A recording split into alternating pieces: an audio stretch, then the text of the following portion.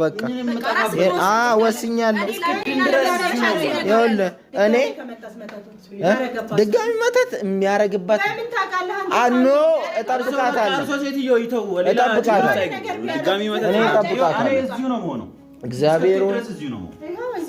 እግዚአብሔር ሆይ በቃ አንዴ እስቲ ከቤት ልንወጣ አይደለ? እዚህ ቤት ውስጥ ብዙ ነገር ብዙ መጥፎ ነገሮች ተፈጥረዋል አይደል? ብዙ መከራዎችን አይተናል አይደል?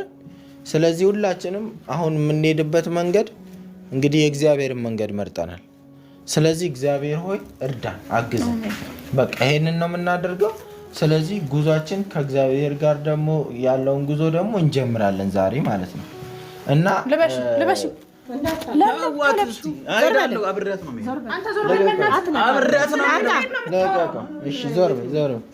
ስለዚህ የምትሄድበት ጸበል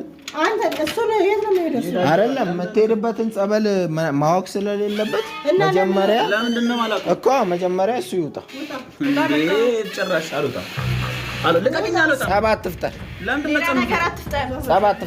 ተስማማው እኮ ድና ስትመጣ ምርጫዋ የታወቀ ነው ብለህ መጀመሪያ ማየት አለብህ።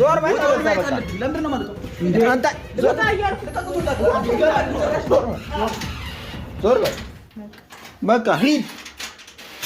እዚህ አካባቢ እንዳለ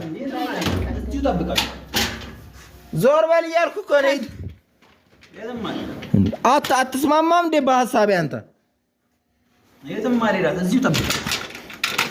በሀሳቤ አልተስማማህም ወይ? እያልኩ ያለሁት አይደለም እያልኩ ያለሁት እኮ እሷ ከዳነች የእሷ ውሳኔ መብቷ ነው። ያኔ ትመርጣለች። ጸበል ግን የምትሄድበትን ቦታ ማወቅ የለም። ተስማማን እኮ።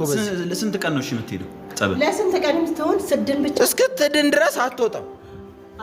ከዳነች በኋላ አድራሻ ኖ ከዛ በኋላ የምንገናኝበት ነገር ሊኖረን ይችላል። እስከዛ ግን ሂድልን። እያየው ውረድና ሂድ።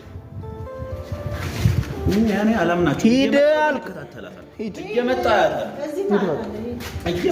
ሂድ እያየው ነው። መኪና ውስጥ ገብተህ ሂድ። ቀጥ ብለህ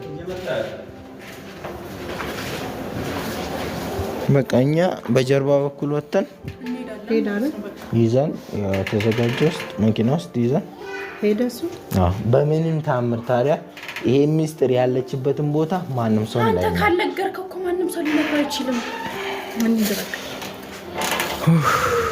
እግዚአብሔር ያግዘን።